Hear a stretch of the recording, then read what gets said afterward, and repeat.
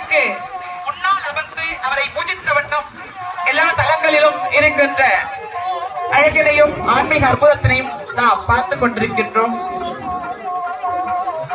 தன்னை வாகனமாக ஏற்றுக்கொள்ள வேண்டும் என்று எம்பெருமானாகிய ஈஸ்வரனிடத்திலே நதிதேவர் உருகி வேண்ட அவ்வேண்டுதலை ஏற்ற எம்பெருமான் ஒவ்வொரு யுகத்தில்